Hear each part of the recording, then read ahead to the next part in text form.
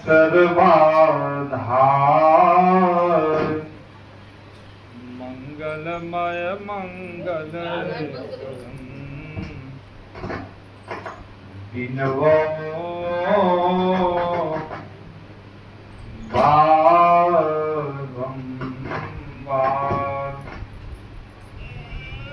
मेरा मुझ में कुछ नहीं, जो कुछ है प्रभु तो तेरा तुझको सौंपता।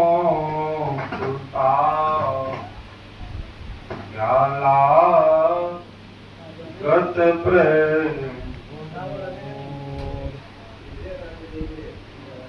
श्री सद्गुरु महाराज की जय।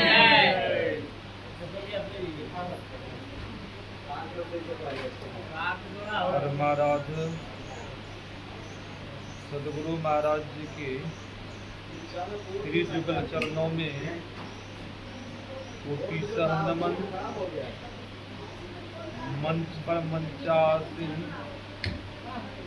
पूज्यपाद आचार्य स्वामी श्री पूर्ण चेतन जी महाराज की श्री जुगल चरणों में कोटि नमन।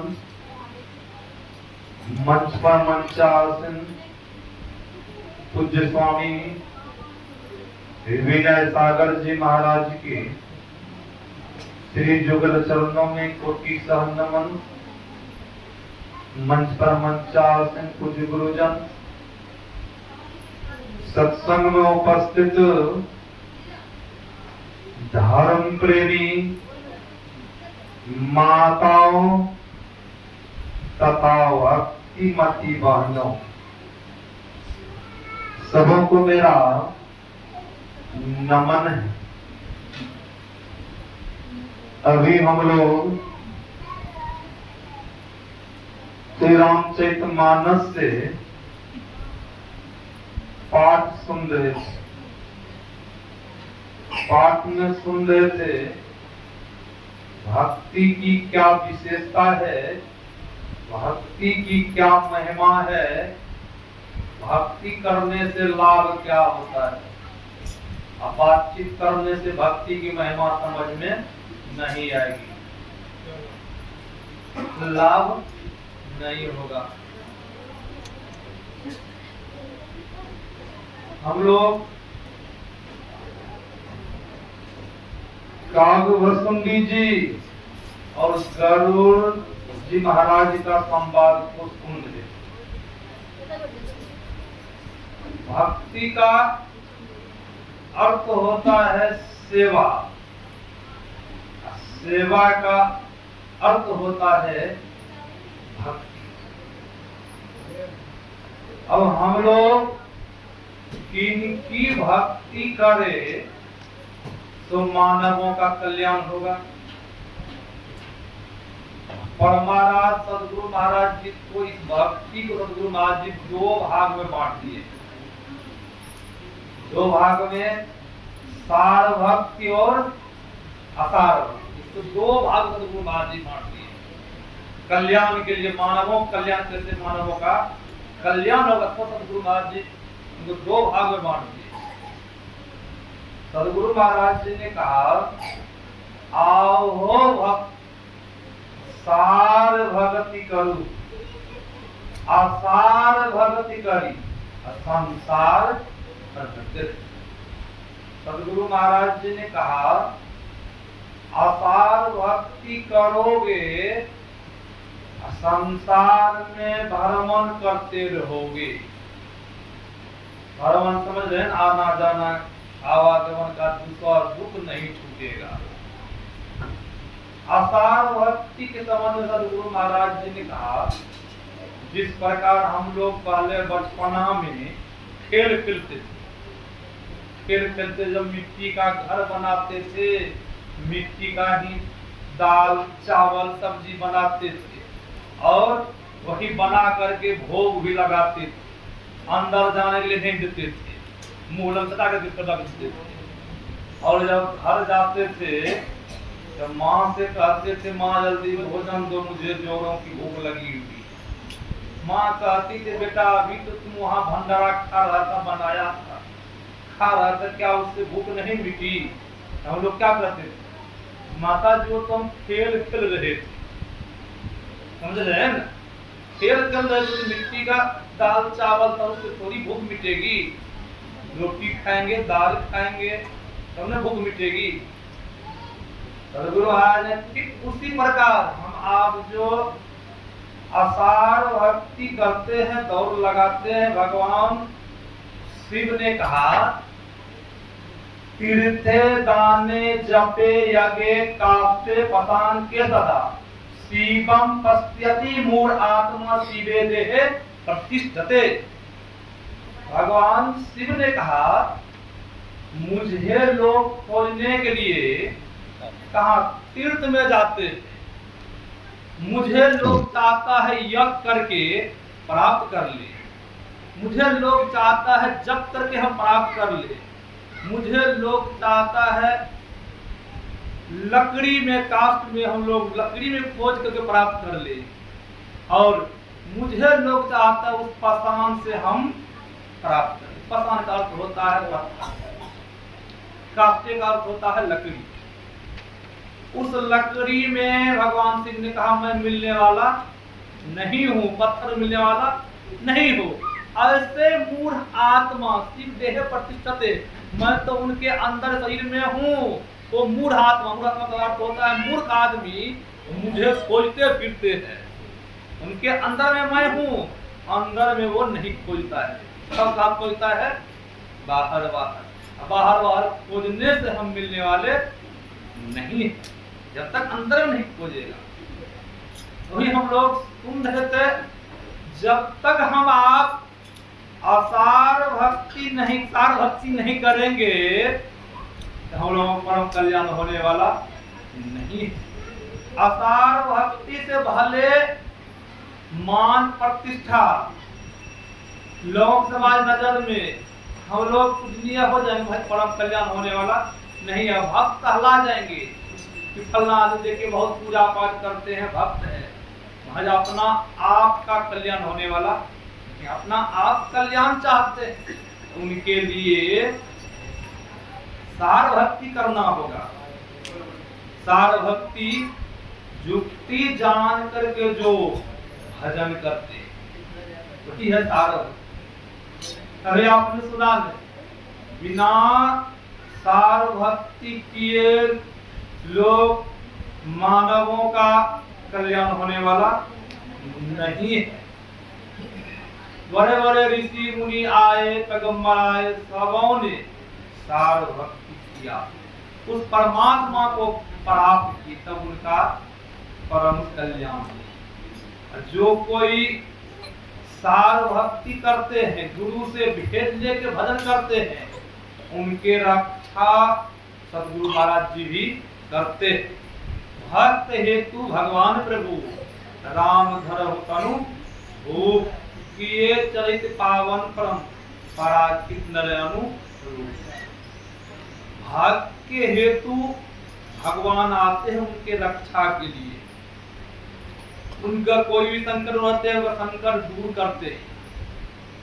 परमाराज सदगुरु महाराज जी के संदर्भ में देख लीजिए, परमाराज सदगुरु महाराज जी की भक्तिनी बीमार पड़ गई। बहुत तो लोग भक्तिनी है, सदगुरु महाराज जी के भक्त है, भले गाने के लिए गा लेते, एक तरह का अचल विश्वास पूर्ण भरोसा, जब समय आता है विश्वास एक पर नहीं रहता, गिराता है विश्वास। गाने के लिए गाते हैं विश्वास, और जब तक विश्वास नहीं होगा तो फल मिलने वाला नहीं, मिलने वाला है। पर महाराज सदगुरु महाराज जी के पूजा पाठ सत्संग आराधना करती थी।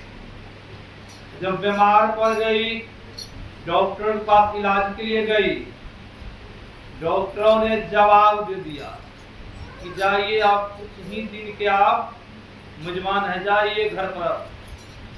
बेचारी आ गई घर, उनके मन में हुआ चलते हैं अब महर्षि में ही आश्रम कुप्पा घाट। जिनकी मैं भक्तिनी हूं उन्हीं के पास अब चलते हैं। सदगुरु महाराज जी के पास महर्षि में आश्रम कुप्पा घाट पहुंच गई। कभी कभी ऐसा होता है गुरु जब कुछ बोलते हैं शिष्य को तो शिष्य को लग जाता है। कभी कभी ऐसा होता है शिष्य सोचते हैं कौन, ऐसे गुरु जी के पास में गुरु जी डांटते रहते हैं, फटकारते रहते हैं। डांट फटकार में भी रहस्य छुपा हुआ है। देखिए क्या रहस्य है बाबा डांट फटकार में। माता पिता गुरु जब डांटे तो सोचिए मेरा अब कल्याण होने वाला है। ये कल्याण क्या होने वाला है? आपका जो अवगुण है अवगुण को दूर कर रहे हैं। कौन? माता पिता गुरु। जो माता पिता गुरु नहीं डांटे नहीं फटकारे तो सोचिए मेरा अब अकल्याण होने वाला है।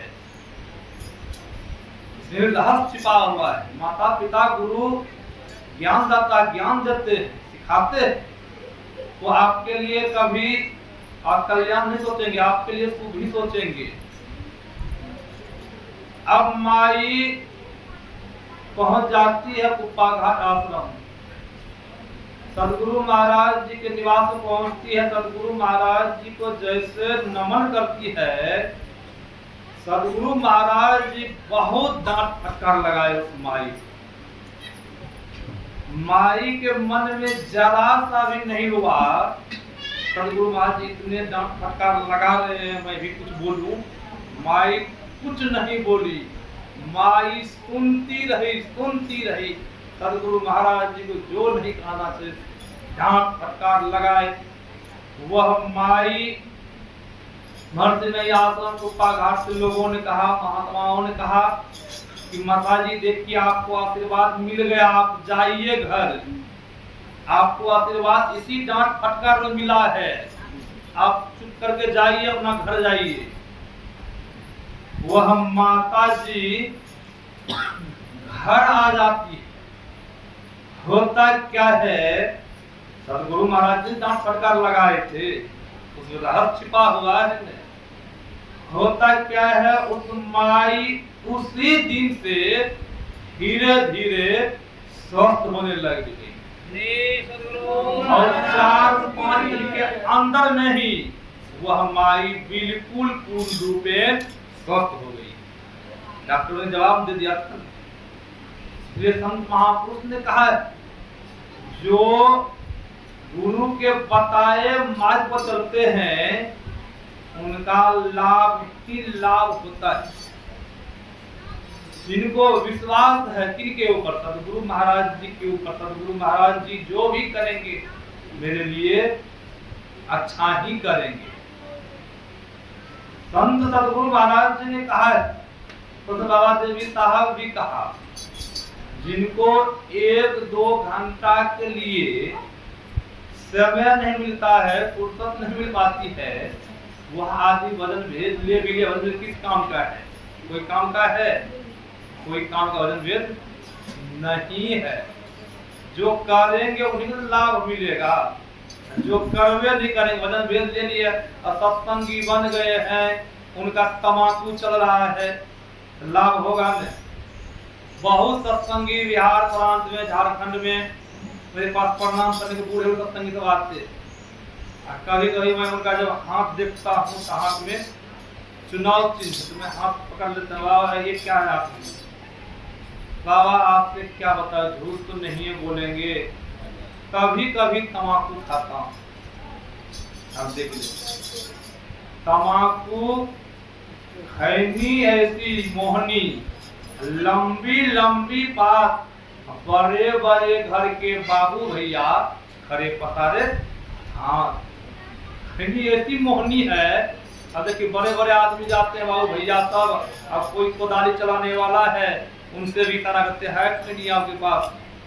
अब वो आदमी हाथ धोया है कि नहीं धोया है, क्या किया है क्या नहीं हाथ में लगा हुआ है, अब खैनी लगा के दिया मुंह में, हिलता है नहीं। और खैनी के पात का कुट्टी कर गई, गाय केला दूध दे, गाय खा लेगी न खैनी कुट्टी, गाय का भी खैनी कुट्टी नहीं खा सकती है। बैल खा लेगा न, नहीं खाएगा। भैंस खा लेगी न, नहीं खाएगी।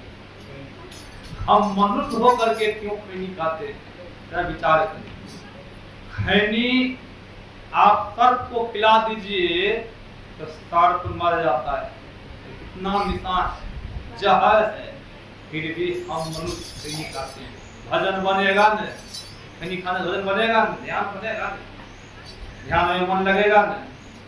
सदगुरु महाराज जी ने कहा नशा लेने वाले का मन चंचल हो जाता है, और चंचल मन से भजन होने वाला नहीं कि होने वाला है। ध्यान करने के लिए बैठेंगे, मन चंचल, भजन नहीं बनेगा। और जब भजन नहीं बनेगा तो लाभ होगा? लाभ होने वाला नहीं। इसीलिए सदगुरु महाराज जी ने कहा पंच पाप का परित्याग करके जो भजन करेंगे उनका भजन बनेगा। बहुत लोग देखते हैं, बहुत सत्संगी है वो भी झूठ बोलते हैं, तो सत्संगी झूठ बोलते हैं। क्या झूठ बोलते हैं? जो कर्म नहीं करेंगे वो भी कर्म करते हैं, भजन बनेगा नहीं। धर्मराज जी महाराज, युधिष्ठिर जी महाराज का रथ जमीन से ऊपर चलता था, एक भी जमीन से ऊपर उठ के चलता था। और कुरुक्षेत्र के मैदान में भगवान श्री कृष्ण की प्रेरणा पर जरा सा भी झूठ बोलते ना। सत्यमा नाम का हाथी भी था, असत्यमा नाम का दुर्योधन का पुत्र भी था। हतो नरो कुंजरो, नहीं बोला, कितने में शंख फूंक दिया। परिणाम क्या मिला? उनका रथ जमीन पर चलने लग गया। अब देखिए जरा एक झूठ बोलते हैं हम लोग, देखिए फोन पर कितना झूठ बोलते हैं। रहते हैं घर पर, क्या करते हैं? अभी तो हम बछवाड़ा में है कि अभी लुधियाना में है घर पर। बहुत तो भाई सत्संगी में बात लोग झूठ फोन पर झूठ बोल रहे थे। बोले झूठ क्यों बोलते? बता दीजिए उनको फलना जगह में है। नहीं बात करना, नहीं बात कीजिए, फोन स्विच ऑफ कर दीजिए।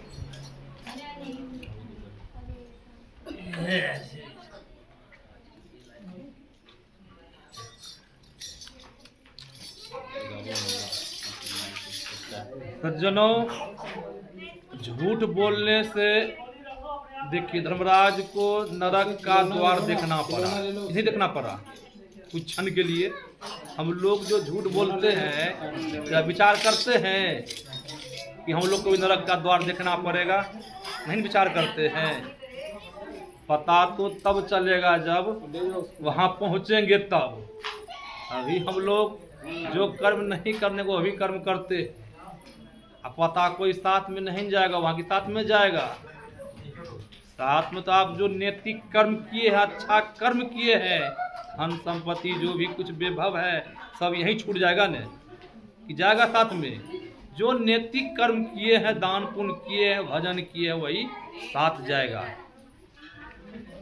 संत महापुरुष कहते हैं नैतिक कर्म कीजिए, अनैतिक कर्म नहीं कीजिए। जो काम नहीं करने लायक उनका परित्याग कर दीजिए। भक्त जो होते हैं विश्वासी होते हैं, विश्वासी भक्त का परम कल्याण हो जाता है। जो विश्वासी है, जो विश्वासी नहीं, जो करछुलिया भक्त है, कभी यहाँ कभी वहाँ, उनका परम कल्याण होने वाला नहीं है।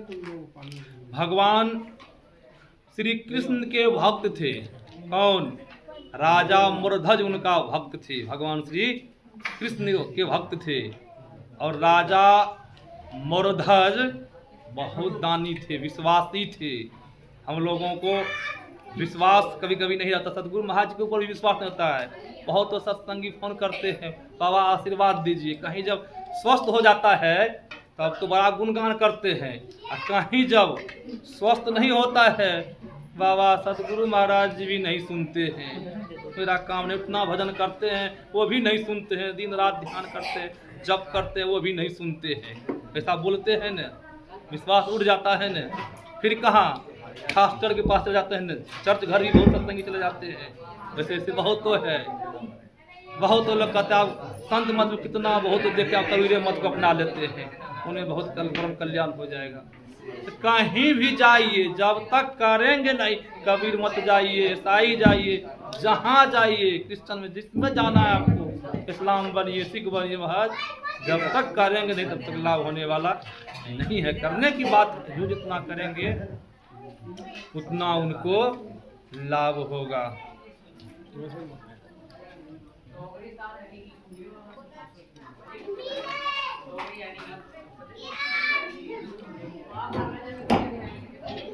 श्री सद्गुरु महाराज की जय।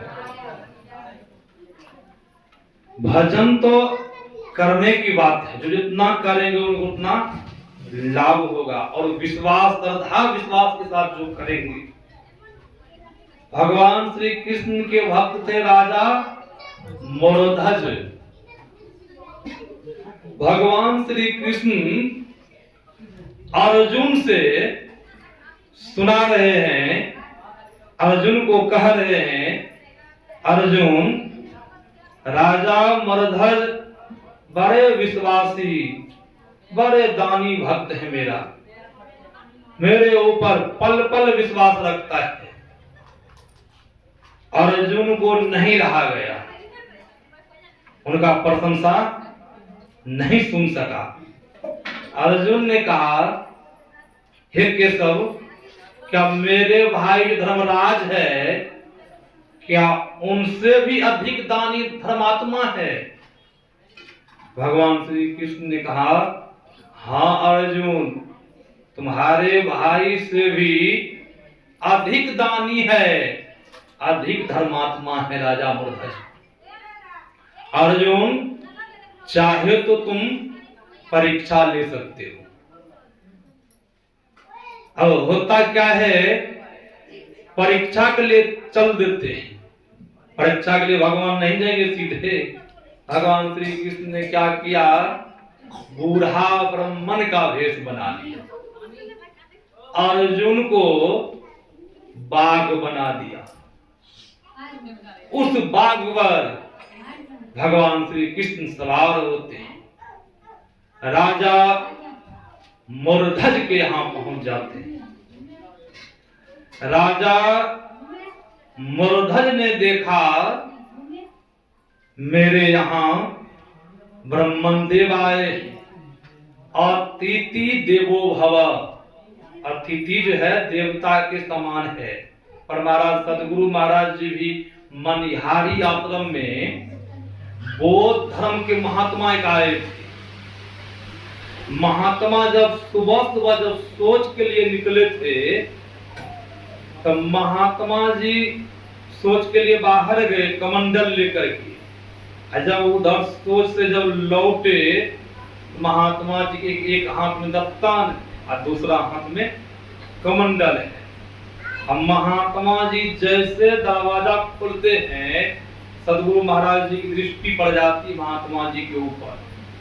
सदगुरु महाराज जी ने कहा, संसेवी जी जाइए, गेट को धुलवा दीजिएगा और महात्मा जी को कुछ नहीं कहिएगा। अतिथि देवो भव, देवता के समान है, उनको कुछ नहीं कहिएगा। अब महात्मा जी के सामने जब दरवाजा को धुलवाएंगे तो महात्मा जी को समझ में आ जाएगा ना, क्यों दरवाजा को धुलवाए, पता लग जाएगा ना उनको। अब राजा मोरध्वज देखते हैं ब्रह्मन देव आए। राजा मोरध्वज ब्रह्मन देव को आसन देते हैं। ब्रह्मन देव आसन विराजमान हुई। ब्रह्मन देव आसन पर विराजमान होते हैं।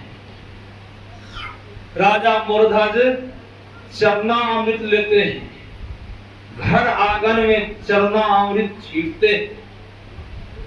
राजा मोरध्वज से ब्रह्मन देव ने कहा, राजा मोरध्वज, मेरा बाघ भूखा है, पहले बाघ को भोजन कराओ, फिर बाद में मुझे भोजन कराना। अब ब्रह्मन देव से राजा मोरध्वज ने कहा, हे ब्रह्मन देव, मैं बाघ को क्या भोजन कराऊं? ब्रह्मन देव ने कहा, राजा मोरध्वज, बाघ का भोजन है मांस, ये मांस खाएगा, उसमें भी ये ताजा मांस खाएगा, मरा हुआ मांस नहीं खाएगा। राजा मरध्वज मांस के लिए जंगल निकल पड़े। राजा मरध्वज को कहीं ताजा मांस नहीं मिला। राजा मरध्वज वापस लौट करके घर आ गया। राजा मरध्वज चिंतित है। ब्रह्मन देव कहते हैं, राजा मरध्वज क्या हुआ? पहले मेरा बाघ को मांस ला करके दो और मैं भी मांस और चावल भोजन करूंगा, मुझे भी खिलाओ।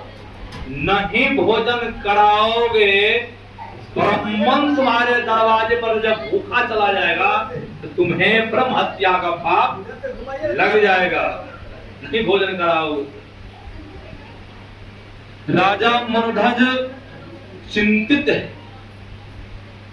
उनका छोटा पुत्र था, पिता को देखा चिंतित।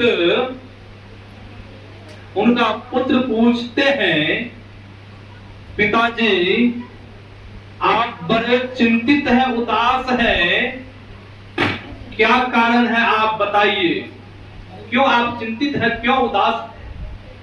राजा मरध्वज ने कहा, बेटा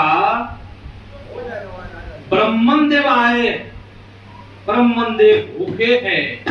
ब्रह्मन देव ने कहा मेरा बाघ को मांस ला करके दो, मेरा बाघ भूखा है।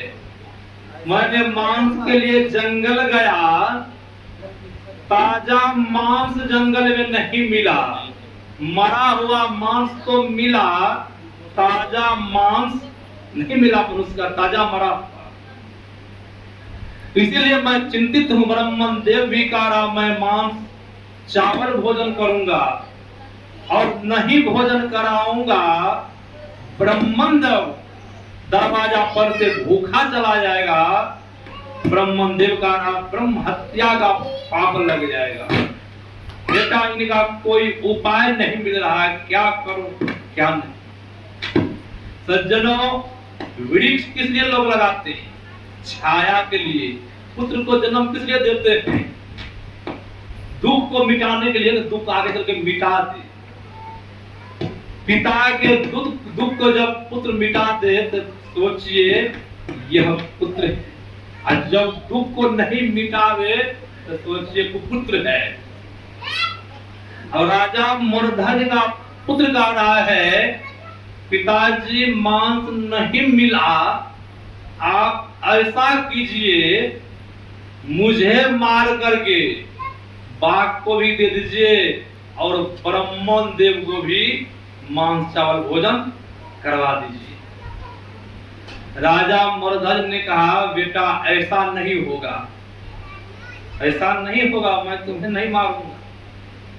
फिर राजा मरध्वज के मन में हुआ, एक बार ब्रह्मन देव से सलाह ले लेते हैं, उनसे पूछ लेते हैं मांस नहीं मिला क्या और कुछ बाघ खाएगा तो उनको दे देंगे ला करके। ब्रह्मन देव कहीं मांस भोजन नहीं करेगा और कुछ भोजन करवा देते हैं, दही चूड़ा भोजन करवा दें। एक बार ब्रह्मन देव से पूछते, आकर के राजा मरध्वज ब्रह्मन देव से कहा, ब्रह्मन देव मैं जंगल गया, मरा हुआ मांस ताजा नहीं मिला, मैं वापस लौट के घर आ गया और आप भी कह रहे हैं मांस और चावल भोजन करूंगा, नहीं भोजन कराओगे, कहीं दरवाजे पर से मैं चला गया तो तुझे ब्रह्म हत्या का पाप लग जाएगा। क्या आपका बाघ और कुछ खाएगा क्या? आप और कुछ खा सकते हैं? ब्रह्मन देव ने कहा नहीं, मेरा बाघ का भोजन है मांस और मैं भी मांस खाऊंगा। राजा मरध्वज ने कहा महाराज क्या आप मेरा पुत्र का मांस खा सकते हैं? ब्रह्मन देव ने कहा, अवश्य खा सकता हूं। सुनो, मांस तब खाऊंगा तुम्हारा पुत्र का, पहले तुम संकल्प करो। संकल्प ये करो, एक बूंद भी आंसू जमीन पर नहीं टपके। जब आंसू टपक गया जमीन पर, तब मैं मांस नहीं खाऊंगा, मेरा बाघ भी मांस नहीं खाएगा। जब मैं भूखा चला गया तो तुझे पाप लग जाएगा। अब राजा मूर्धज संकल्प करते हैं, गंगा जल लेते हैं हाथ में, संकल्प करवाते हैं। ब्रह्मन देव संकल्प कर लिया। अब होता क्या है, पुत्र को बीच आंगन में बैठा देते हैं। एक तरफ उनकी धर्म पत्नी आंख पर पट्टी बांध लेती है, राजा मूर्धज भी आंख पर पट्टी बांध लेते हैं और बीचे बीच उनको आरी से काटते हैं, दिल पर कलेजा, दिल पर पत्थर रख करके। जब उनको आरी से काटता है, जब बीचे बीच उनको काट दिया, सर वाला भाग बाघ को दे दिया खाने के लिए। बाघ खा रहा है। ब्रह्मन देव से कहा, मांस बना लिया हूं। अब होता क्या है, मांस को जब सिद्ध कर रहा है, जलावन सब जल गया, मांस फिर भी सिद्ध नहीं हुआ, नहीं सीधा। आकर के ब्रह्मन देव से कहा राजा मूर्धज, ब्रह्मन देव, मांस सिद्ध नहीं हो रहा है, जलावन सब जल गया, मांस सिद्ध नहीं हुआ है, मांस नहीं सिझा है, चावल तो बन गया है, मांस सिद्ध नहीं हो रहा है। ब्रह्मन देव ने कहा, राजा मूर्धज, जब तक तुम दोनों पति और पत्नी अपना पैर नहीं लगाओगे, जब तक पैर नहीं जलेगा, तब तक मांस सिद्ध होने वाला नहीं। अब आकर के राजा मूर्धज, उनकी धर्म पत्नी और राजा मूर्धज भी अपना पैर लगाते उस चूल्हा में। जब पैर जलना शुरू हुआ, मांस भी सिद्ध हो गया, सिज गया मांस। जाकर के ब्रह्मन देव से कहा, ब्रह्मन देव, मांस सिद्ध हो गया, सिज गया। ब्रह्मन देव ने कहा, राजा मूर्धज, कम्मल का आसन लगाओ, भोजन लगाओ, 2 थाली भोजन लगाओ। अब राजा मूर्धज फेरा में पड़ गया, आदमी तो है ये, थाली दो आदमी भोजन कौन करेंगे। आकर के राजा मूर्धज अपनी धर्म पत्नी से कहते हैं, ब्रह्मन देव ने कहा, 2 थाल में भोजन लगाने के लिए है तो अकेले, 2 थाल भोजन समझ नहीं आ रहा है। उनकी धर्म पत्नी बेचारी, एक ही पुत्र था, फूट फूट के रोने लग गई। राजा मूर्धज ने कहा कि परमात्मा की लीला है देवी, जो कर रहा है परमात्मा मेरे लिए उचित ही करेंगे, भोजन लगाओ देवी। अब उनकी धर्म पत्नी कम्बल के आसन बिछाती है, 2 थाल में भोजन लगाती है। ब्रह्मन देव को आदर के साथ लाते हैं आंगन में। ब्रह्मन देव विराजमान होते हैं भोजन के लिए। अब ब्रह्मन देव कह रहा है, राजा मूर्धज, जब तक तुम्हारा पुत्र नहीं आएगा भोजन करने के लिए, मैं भोजन नहीं करूंगा। और उनकी धर्म पत्नी बेचारी फूट फूट के रो रही है। ब्रह्मन देव तो खुद मरवाए हैं पुत्र को, सर वाला भाग इनका बाघ खाया है, नीचा वाला भाग का मांस बनाई हूं, कैसा अजीब ब्राह्मण है। अब कह रहा है जब तक तुम्हारा पुत्र नहीं आएगा तब तक भोजन मैं नहीं करूंगा। कैसे मेरा पुत्र आ सकता? मेरा पुत्र तो मर गया। सज्जनों, कहा गया है जो रे करे लकीर सो करे फकीर। कभी कभी जो परमात्मा नहीं करते हैं वह काम साधु फकीर करके दिखा देते हैं। साधु फकीर के भेष बनते, ब्राह्मण के भेष बनते। अब राजा मोरध्वज से कह रहा है, राजा मोरध्वज अपना पुत्र को आवाज लगाओ। राजा मोरध्वज के आंख में आंसू आ गया। आंख में आंसू इसलिए आ गया, अपना हाथ से अपना पुत्र का वध किया ने। अब पुत्र आने और विश्वास है मेरा पुत्र तो मर गया, मेरा पुत्र नहीं आ सकता है। ब्रह्मन देव ने कहा राजा मोरध्वज आंसू जमीन पर गिर गया, मैं भोजन नहीं करूंगा। जो मैं कह रहा हूं आवाज लगाने के लिए आवाज लगाओ। उनके धर्म पत्नी बेचारी फुट फुट के रो रही है।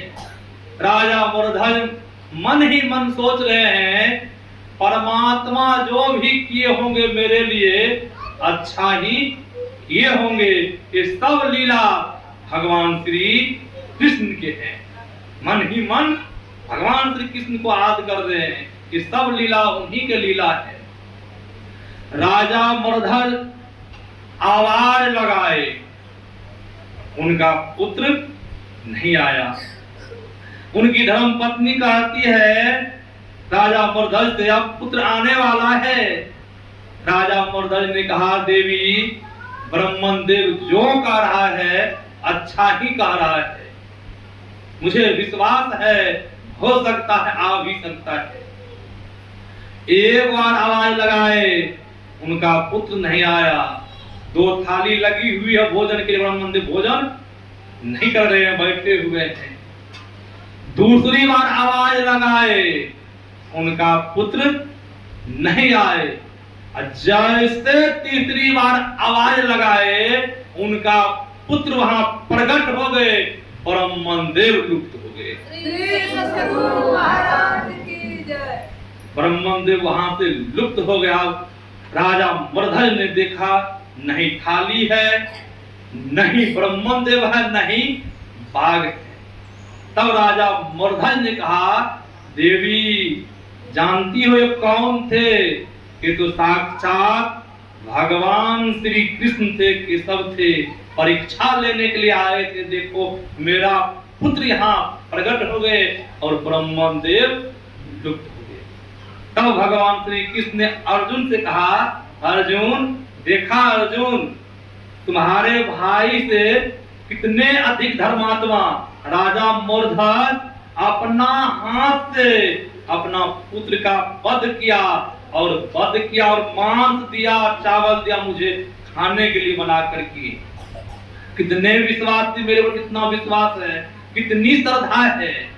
देखा तब अर्जुन को विश्वास। सज्जनों भक्ति हम आप करते हैं, जब तक विश्वास नहीं करेंगे तब तक भक्ति में लाभ मिलने वाला नहीं। जरा सा हानि हो जाती है तो भक्ति करना ही छोड़ देते हैं। गुरु महाराज जी अच्छा नहीं कि बहुत तो सत्संगी घर में अनायास कोई घटना घट जाती है, सत्संग करना ही छोड़ देते हैं, ध्यान करना ही छोड़ देते हैं। यही हुआ विश्वास, यही हुई श्रद्धा। इनसे लाभ होगा। आपके यहाँ आ जाएंगे भगवान? नहीं ना आएंगे। आपको तो विश्वास ही देखे नरसिंह मेहता के यहाँ भी भगवान आए थे न। भक्त के लिए भगवान अनेक प्रकार के शरीर को धारण करते हैं। भक्त को भी बनना पड़ेगा विश्वासी भक्त। करछुलिया भक्त से काम चलने वाला नहीं है। एक ईश्वर पर विश्वास करना पड़ेगा।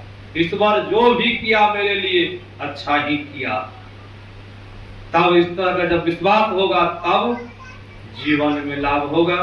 यही आप लोगों की सेवा में ने भक्ति की विशेषता क्या है, भक्ति करने से लाभ क्या मिलता है। एक ईश्वर पर विश्वास करने से देखिए राजा मोरध्वज का मरा हुआ पुत्र वापस आ गया। कहीं विश्वास उनका जब टूट जाता तब उनका पुत्र मरा हुआ वापस नहीं आता।